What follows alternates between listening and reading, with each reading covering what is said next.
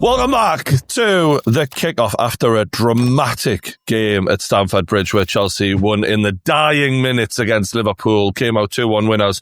Wasn't long ago, Joey, that your old mate Jamie Carragher called you lot the £1 billion bottle jobs. And you look at this game and you see the amount of money that Liverpool spent in the summer. You see the fact that recently Jamie himself said, how can you spend all that money and start go to Old Trafford with Chalobah and Fofana? Now you didn't even have them. You had fullbacks at centre-back. You still came out with a win. How are you feeling about your old mate Jamie Carragher? Well, listen. The £1 billion bottle job, to be fair, was quoted by Gary Neville. Now, he's had a few things to say, but at least he's had a little bit of common sense to go back on him as he's seen a bit of progression and whatnot. But Chelsea have got to stop signing players, and players have got to stop signing for Chelsea because we're not a young and exciting team. Now, I'll just remind you of yesterday's performance when we had 4 teenagers on the pitch. Joshua Changpong, 19 years old. Hato, 19 years old. Mark Yu, 19 years old. And I'm just trying to think, was there a wonder kid who scored a... Yes, sorry. Yeah. There was an 18-year-old wonder kid who scored a winner. 18 years old. So when Jamie Carragher asked the question, how can you spend £1 billion or over £1 billion and get worse? Let me counter that, right? Because you're talking about 4 transfer windows. How can you spend £500 million in one transfer window and get worse? Florian Wirtz has become the newest member of the 007 club. I'm trying to think who called that. 009. Before 009 and all comps. He's on fraud watch. Someone definitely called that, but I can't really remember who. What did you say? Who did you compare him to when he signed, Joy? Just remind us there. I think it was Timo Werner. Timo Werner. It's looking a bit, isn't it? It's I do actually. You know, if you squint when you're watching them, they're the same person. I feel a little bit bad saying that, to be fair, because obviously Timo Werner, Champions League honours and whatnot. But listen, I'm not going to judge anyone too soon. If we were to judge him too soon, you might say that Isak had a stinker. Yeah, he got an assist, but fucking hell, the amount of money they spent on him and transfer saga drawn out, you'd imagine that he'd at least be able to get an assist in the amount of games he's played. Frimpong, he's been displaced already by a man who should have been in the starting 11 in Conor Bradley. But to make it even worse, Slot prefers Szoboszlai over him, so things aren't looking great for him. Kirkes, right?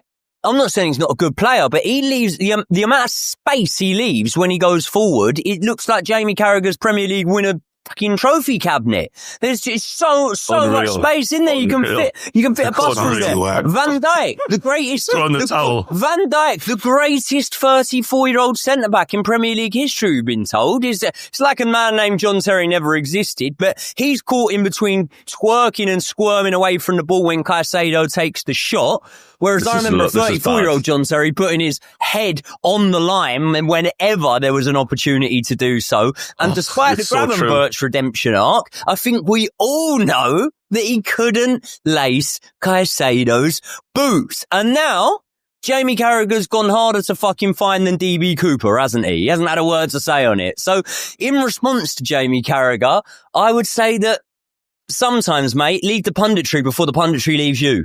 Oh, that was cold. KJ's coming back. Sort your camera out, bro. I'll start with the game then, because what a fucking way to set us up, Joy. Thank you very much. Kaisedo 1-0. Just talk about the goal. I watched your reaction on it. I actually got to go to Jacob because Jacob and me were talking about it in the chat. We were both blown away. It's like he only does scream as this guy.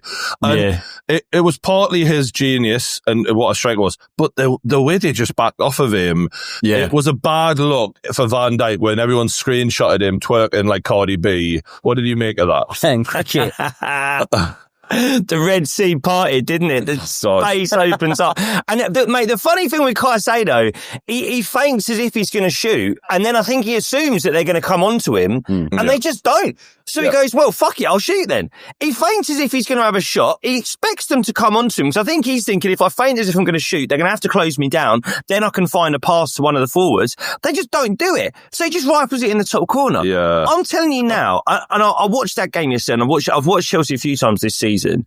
Kaisedo could be the next best midfielder on the planet. I'm saying it now. If any of the biggest clubs in Europe wanted to buy a midfielder tomorrow, I think if Chelsea don't get where they need to get this season, he's top of everyone's list. He's got everything, Kaisedo. Technically, he's so clean. I think he's such an underrated passer of the ball. I think because so much of his passing, it's short, it's medium range passes, it's smart. The way he finds like space, he lets players run onto the ball rather than just shuttling it into their feet. Mate, I'm watching him. I'm like, this is the man. This is, I think he's Chelsea's best player. And he's a shutdown man as well. Like, he won't allow things to, when the game gets going and they want us to get playing, this Liverpool side, they're really good on the ball. Like, they're good on the ball. You say that's where they operate well. You got your Szoboszlai, Gravenberch, McAllister, but he won't allow these lot to play or get a rhythm and tempo going. So I was plainly watching Kaisedo yesterday because I thought, let me see, how good is this guy? And you come away from that game saying, I think he actually is the best six. They should have tried to sign him. They should have tried to sign him. Oh. Romeo Lavia. One of the two. One more Romeo Lavia. They should have tried to sign one of them. But mate, I know you're winding them up, but you're right, man. If you look at Liverpool's recruitment, they've got a Florian Wirtz on the bench. They've got an Ekitike on the bench, right? 250 million quid's worth of players nearly just sat there forwards that they don't really need. And then you look at that midfield. I like Gravenberch. I still think Gravenberch would rather someone next to him who would sit more like a Lavia or Kaisedo would. And I think you look at that, you look at the fact they've got 3 centre-backs, one of them's on Duolingo, the other, like Van Dijk's getting older and older, Joe Gomez isn't fit, and it's like, for all the money they've spent on the top half of the pitch, like, where's your 6? Where's your centre-back depth? Like, I think that squad, it's got holes in it. Do you know what I find damning about yesterday? And obviously, look, I'm reveling in the joy. It won't be the way football is. It won't be too long until I'm miserable about something again or whatever. That's how things work. But at this moment in time, the problem there is with Jurgen Klopp teams of the past, right? I think that we always said that, do you know what? They could concede 2 or 3 goals in a match and you're not surprised if they win it. And there's other teams that you don't really say that about, you know, even teams that are challenging for the league. If Man City have conceded 2-3 goals in a match, they've probably not won that match. You know what I mean? Jurgen Klopp sides used to be able to outscore teams, and you've just spent a bag on the attack. Yeah. I didn't see much of an attack yesterday. I didn't see that much of that yesterday. And again, can we break Liverpool down in a minute though? I just want to cover the game real quick because we've got a lot to say at Liverpool. For Chelsea, in the game, that one thing that impressed me was how much Garnacho was a threat in the game. I'm not saying it was his best game in terms of quality, but for me, out of the 2 wingers, I thought Pedro Neto was nowhere near as much in the game. Garnacho was giving, the ball was gravitating towards him constantly, and he was a threat. He nearly got a penalty. I just want to get your opinion on A, Garnacho, how do you think he played, and B, was it a penalty? So just quickly on the penalty incident, right? This is the problem with VAR. There's 2 different types of circumstances, right? When you slow down a player getting pushed in the back, it always looks way less than it was. And when you slow down a bad challenge, it always looks way worse than it was, right? So if you watch him in real time, mate, I am telling you, when you're running at that sort of speed, right? And by the way, like, you know, there's other circumstances. There was the shout for I think it was the João Pedro penalty against Man United. I'm sure KG didn't think it was a penalty, right? And one of the reasons I would assume you maybe didn't think it was a penalty was because although I felt there was contact, the ball had got away from him. The ball was with De Ligt, right? By that point. So, all right, it had got away from him. The ball hadn't got away from Garnacho. Garnacho could have squared that across the face of goal. That push in the back was enough to bring him down. So I think he was denied a penalty. Question. is with the speed Garnacho's going, which was high speed, he was belting towards goal. Is it easier to be unbalanced and maybe it takes less of a nudge to actually put him off balance and throw him over though? You could make that argument, but I don't think it makes a case for it not being a foul. You think he dived, Killer G? I think he dived for that one, man. Yeah, I think he had a great game, but Garnacho was clever. He tried it, he got in the box and he thought, I'm getting over. Like, you know, like not a lot of contact, but then he was brilliant. This is a Garnacho. That's what you want from Garnacho. I said he's going to be in there ahead of Gittins, guaranteed, because he's going to do that all game. As long as, and you're not like a madman manager that's saying, go back and defend or go and play inside 10 and stuff. He's going to play. He's a wide player and get the ball to him. He'll be brave. He'll take him on. Exactly. And they were lucky. They should have been sent off. There was who was playing over there before? Oh yeah, Bradley. Yeah, Bradley was on the thin ice there, big time. He was on tormented Bradley. Actually, I've always thought Bradley was a good fullback, but in this game, Garnacho was giving me question marks over like it's not that Trent Alexander-Arnold was an unbelievable defender. He just offered a lot of the team, and it just felt in this game you've bought Frimpong, you've got Bradley, you're now playing Szoboszlai there. I'm thinking the hole that was left by Trent Alexander-Arnold was underestimated, and I think we're seeing it in 100%. This game, just what a gaping fucking big hole that is, right? I love it. Same. And good for them, because when it came to Trent and stuff, we don't need you, we're better off without you, all this other stuff. He's come through the youngsters, come through the academy, and he was a revelation for you guys, and he was a big part of your football. Now with the way you guys are set up, you're in a situation of one of your best players in midfield, Szoboszlai, can't play in his position anymore. Yeah. You know, that is really... Imagine, oh God, we'll get on to it in a second, but Gakpo 1-1. It was a good flick from Isak. I don't think he meant it. I don't think he meant it. Yeah. On the replay, he doesn't look over his shoulder and then go, no, he's trying to take it down for himself. But credit to Gakpo for being alert and ready to pounce. And at that point, it felt like it was a bit more back and forth the game. I think Liverpool were coming into it for a bit there and they were putting the pressure on a little bit. There was a lovely flick from Wirtz into Salah, who had a shocker. But the thing that I want to give Chelsea credit for on the game was towards the end of the game, we always see Liverpool ramp the pressure up, and in the last 15 minutes you kind of sit back and go, right, when are they going to score? It was the opposite. It was Chelsea who put their foot on the ball. It was Chelsea who came on the stronger, and that for me was why, as much as it was close for long periods of time, that's why they deserved to win this game, and that's why they got and instead of being like a cowardly manager, ironically I think it was Slot who was bringing on like Endo, where you're like, what that's not you, and it was Maresca who made an adjustment from his previous games where we've seen him bottle it a bit, throwing Estevao on. I'm sure that was encouraging for you, Joey, that he seems to have learned from his mistakes a bit. 100%, yeah. I think Estevao could have done with maybe coming on 10 minutes earlier, to be honest. Like, I look at the game yesterday, how could you ever be disappointed? Like, you've gone and beat the champions at Stamford Bridge. We had in the summer, you know, when it was called the Mickey Mouse Cup by Jamie Carragher.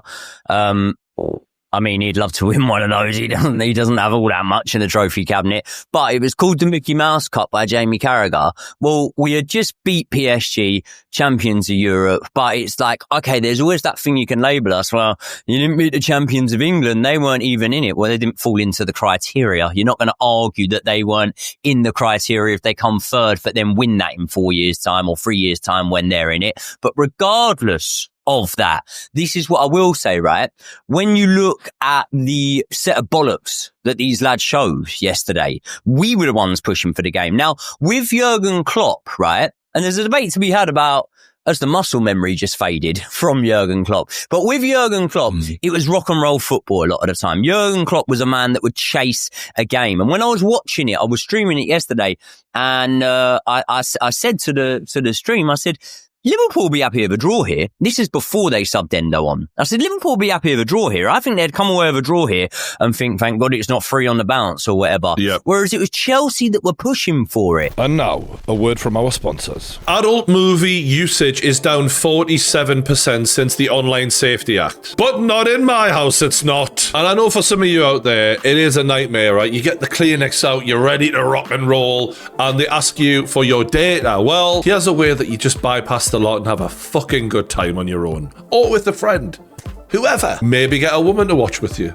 If you can. I've read the comments. A lot of you lot, I'm not that confident in you. But whatever you can do, just have fun. That's all I'm saying. And do it with Surfshark. You see, with Surfshark, and I'm not exaggerating, it is a click of a button and it changes your location. Then when you reload up said website, whatever one you want to watch, they don't ask you for your details because they think you're in America. And I'm not exaggerating here. You just click Surfshark, click I'm in America, and you're in America. It's that literally 2 clicks. And before you know it, you're like P. Diddy in a hotel room. Spoiled for choice. And that's before I even get onto the fact that it's very difficult to watch football and boxing and other sports like that in the UK sometimes, and this will save you a lot of effort and money. So don't break the bank, go have a wank with Surfshark. I really hope they let me approve this advert, and if they do, that's exactly why they deserve your subscription. And by the way, Surfshark does work on all of your different devices as well, so you'll never be restricted for wherever you want to use it. And if you want to get a mega deal of Surfshark where you get 4 months extra of Surfshark for free with your deal, just scan the QR code on screen now or click the link in the description below. And also you get a 30-day money-back guarantee, so if you change your mind during the first month, you can always cancel. However, you won't because it's great. So just click the link in the description below, go to surfshark.com/kickoff and you'll get 4 months extra of Surfshark with your deal. Let me talk bigger picture about Liverpool, because you kind of just jogged my memory about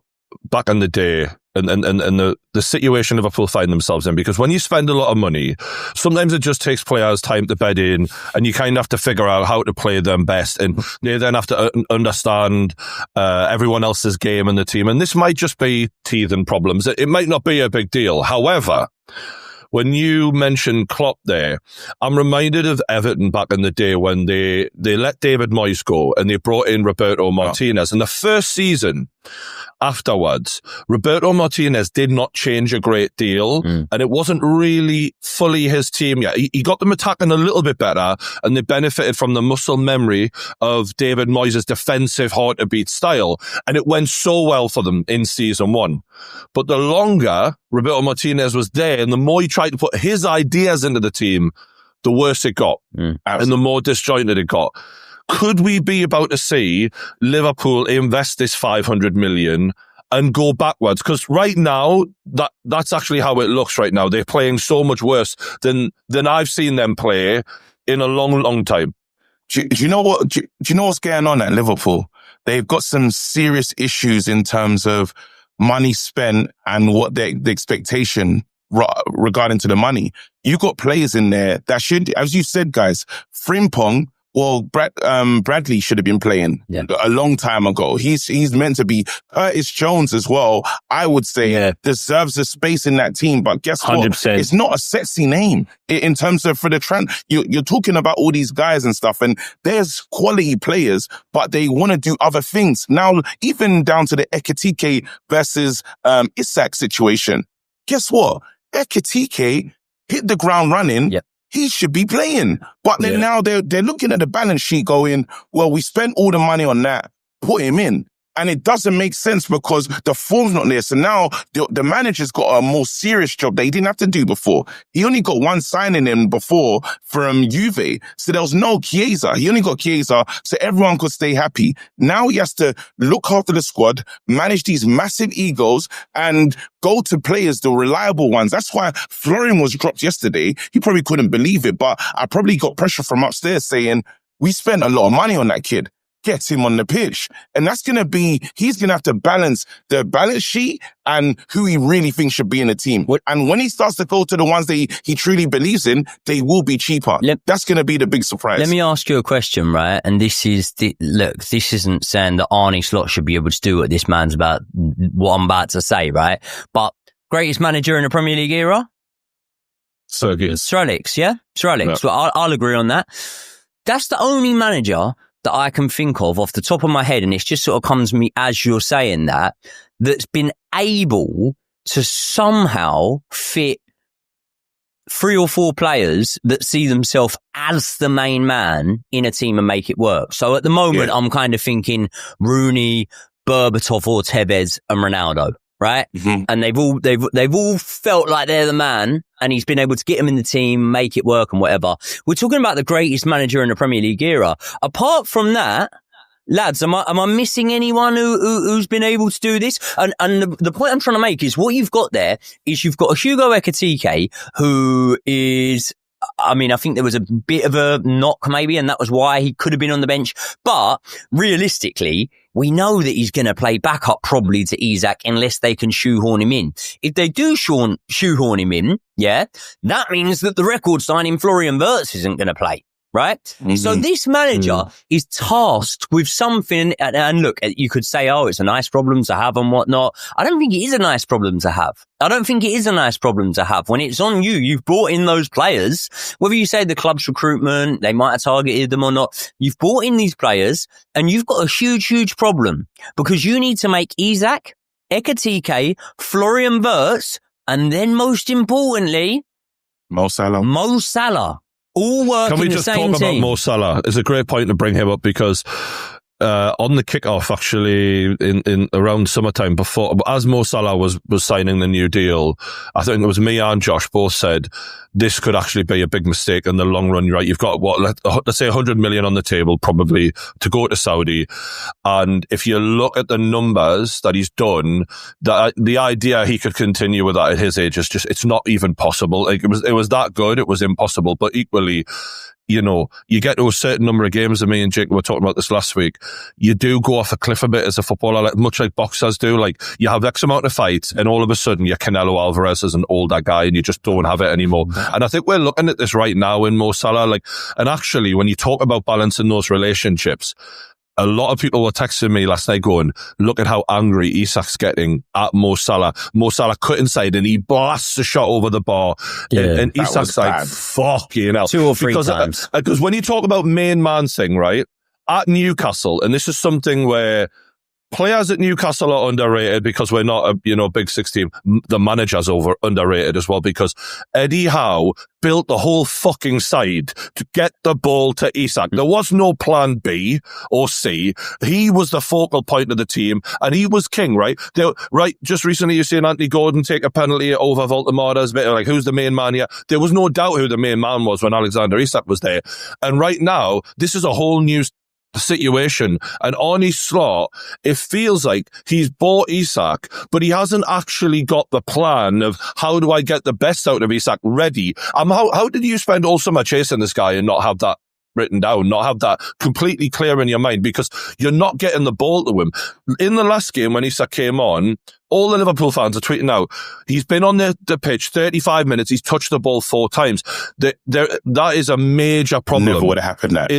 Never would have happened in Newcastle, not a fucking chance, because every time we get the ball, we look for him. And I think there's huge problems in balancing this, and especially when, if we're being honest, Ekitike has massively outperformed Alexander Isak, and you can point to the fact that his fitness isn't right. Absolutely. Why is his fitness not right? However, here's the thing that Liverpool fans maybe haven't thought about when you watched him every fucking week in, week out like I have. Alexander Isak goes through periods in a season where he's just not even fucking there. And that happened at the end of last season, and it happened at the start of last season. In the middle, 2/3 or whatever you want to call it, he was red hot, he was untouchable, and he was unbelievable. And that pretty much ended on the cup final, ironically. And I don't think it's a coincidence that he really stepped up every time he played Liverpool, because I think he wanted to make a point against them. But there were massive amounts of, and here's the problem for Alexander Isak as well now, a separate issue. You can't do that anymore, mate. Because when Ekitike is breathing down your fucking neck, and you've got quality where people can't have off games. When you're chasing for a title, the expectations have changed. And I think Isak's he's going to suffer from that. The problem is the backup is too good. Yes. He's just too, that's the issue. It's not Callum Wilson anymore, man. He can't say, even it doesn't feel fair. If I'm Ekitike, I'm looking at the situation saying, well, you play the best or the best guy in form. So then I should be on the pitch. If you know you're a real number 2, you're like, oh, when he's not having an off day, I come in. But you can't see a difference between, when you look at them, you're saying, well, they look like the same player, but he's just on fire. Now, but then I'm not going to start because he costs more than me. But if we look at ability, how far are we? And that's when the manager can almost lose respect in those moments. And I want you to quickly go back to Salah, because I think this is important. Let's not forget, he was playing for a contract.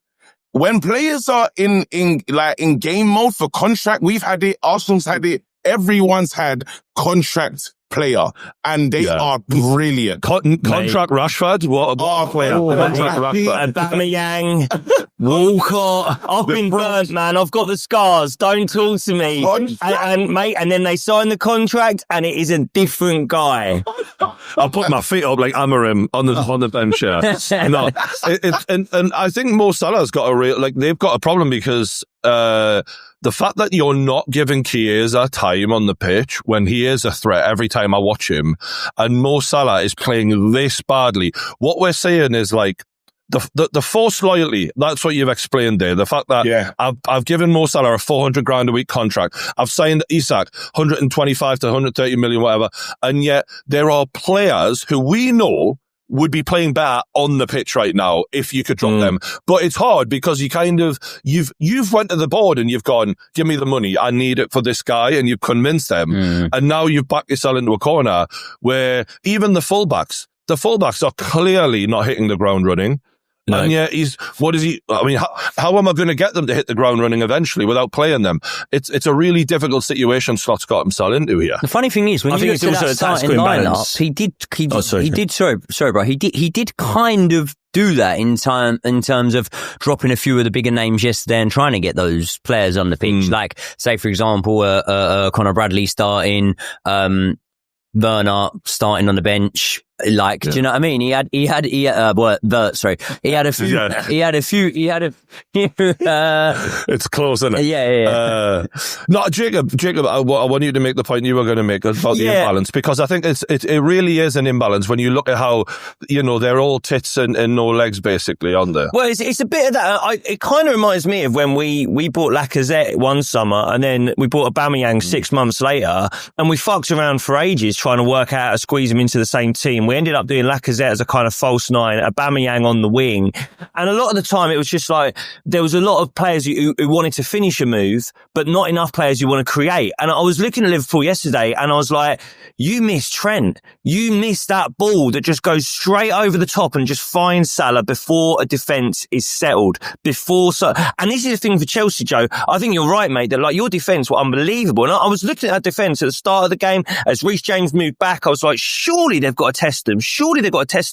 But I feel like Liverpool played through the third so slowly that it just gave Chelsea time to get back into shape. It gave Kaisedo time to get in front of that defence and protect them a bit. And it's like, you missed that first time ball over the top. And KG, I think you called it, and it was the same when we played at Anfield. They look a better team with Curtis Jones on the pitch. They just do. Yeah. And I think they look a better team when Szoboszlai's behind the ball a little bit, rather than when he's in the 10 position, receiving it high up. And I don't know how you fix this. Like, I think loads of their players would like to drift left. I think Cody Gakpo is the most reliable player on the left wing for them. So I don't know how you fix it. I don't know what you do. How do you squeeze Curtis Jones into the team? How do you start playing a bit quicker when you don't have someone in the back line who can distribute the way Trent used to? What do you do with Szoboszlai? Because he has to be on the pitch. He's one of their best players, but you can't put him in a double pivot. You can't take McAllister or Gravenberch out, or can you? Where do you play Curtis Jones? How do you squeeze all of those players into the forward line when, as you say, Isak's getting fed up because Salah's taking shots? That's been Salah's job for 5 years. Salah takes shots. It's always been his thing. It's like the whole point of that attack is for Salah to take a shot. Now you've got £130 million number 9 going, hang on a minute, I'm the one taking shots. There's just imbalance there. And I think he's going to have to be brave in dropping players, but also a little bit tactically innovative to try and make this work. The Vert one baffles me, lads. The Vert signing, the more I watch him, 009, the more I'm like, I think that this was it's not that I don't, like, every now and then he'll do a lovely flick and you're like, fuck me, that you can see there's talent. That's not, I'm not saying he's totally shit, right? But it's the way, where does he fit in this team? When you're talking about Szoboszlai and what he can bring to the table, it's obvious that the midfield battle, we beat you in the midfield battle when we had 10 men, man. We didn't even have a striker. That's because we had the bodies in the middle to win the fight. We had 3 midfielders. That's a huge issue that I think that they need to, and I feel like for Slot, he just needs to accept he has to do the right thing and not the thing that shoehorns every. Well, he's going to have to lose more games. He's going to have to lose more games so he can say, these are the lads I trust. That's what happens. You're going to have to be forced when upstairs see and think, hey, we could be falling out this title race, because now Man United is their next team. They would be in pain if we ever get anything from that game. Yeah. Anything. And in the form we're a yo-yo side now. We're up and down, might be good this week, horrible in the next game. But if Man United go to Anfield and get at least a draw would change I know that's funny. The draw would change everything for these Liverpool fans. The main issue, I think, lads, is it's the results aren't terrible, but the performances are not looking like a title-winning side, and that's the main thing where Liverpool fans are like, all right, sometimes the answer's fine, but the working out's looking all wrong here, and you can only get away with that for so long. And like, they've started getting those results, 3 defeats in a row. I'll leave Liverpool on this question. Can they recover from this, and can they still win the title, or is it starting to slip away now? They can. Listen, as a fan of the team who's just gone top of the league, if I don't mind mentioning that at some point, Liverpool can still win this title. There's just so much quality in that team. If you rebalance that, focus it a little bit more on Salah, I think, look, if I'm Liverpool, I'm like, do I want us to rebalance and focus on getting Wirtz in the team? Do I want us to start feeding Isak? No. I want my team to focus on the player that's won us a title last season. If they get Mo Salah back into form, he's still the best player in this league for me, and they will still win a lot of games. But there's a lot of work to do to fix that. I think that's not going to happen, personally. I don't get me wrong. I think Mo Salah can only get better from where he is, but the form of last season, they're like that was, he won the title pretty much for them. That was the difference between 100%. Liverpool and everybody else, right? And you can see as he tapered off towards the end of the season, which I think is a continuation of this season. I think that you see the difference between Liverpool with him on form, and I don't see that coming back personally. Well, he's got AFCON as well. He's got the African Cup of Nations, so he goes away for 4 weeks. He misses the game at the Emirates, which is obviously a massive 6-pointer in the title race. I believe Konate might even sign a pre-contract in January, ready for a move to Madrid. And I mean, he's had a stinker of a week, Konate, as well. It could get worse. He should retire from international football at his age, in my opinion, if he wants to actually deliver on the 400 grand a week he's getting. But one question about Chelsea before we wrap it up. Is this a turning point for them? Because they hadn't won in the Premier League since the end of August. So they've gone a long time without winning in the league. And this was such Joey described it as a boys become men performance. Is this a sign of what's to come this season? I hope so. But at the same time, I'm realistic enough to say that I'm not necessarily going to hang my hat on it. I think that Chelsea at the start of the season, I said, and it wasn't just based off the Club World Cup or whatever, because like a lot of people said, we didn't face a world-class team until the final in that competition anyway. We still won it, had to go and do it. You can only beat what's in front of you. But I think that this Chelsea side, although, like I said earlier, they showed a set of bollocks. They did show a bit of a boys to men moment, as well as the Chelsea team, by the way. Enzo Maresca, as a manager, showed that he had adapted and learnt from mistakes in previous matches, especially when we were making substitutions that weren't positive and getting sent down to 10 men. Over a 38-game season, I don't think that all of a sudden off the back of that, Chelsea are now title challengers. But what I will say, which kind of isn't relevant to yesterday, but what I will say is this. I have died on my sword saying that in a one-off match against anyone, I will always back Chelsea. I will always believe that we can pull off a result. It's something that One, I kind of feel is in our DNA. Two, I kind of feel that we're underestimated by a lot of teams. And three, naivety and ignorance can be bliss sometimes. And I think that can pull you through. So I think that we're way more likely to go and pick up a Champions League medal this season than we are a Premier League.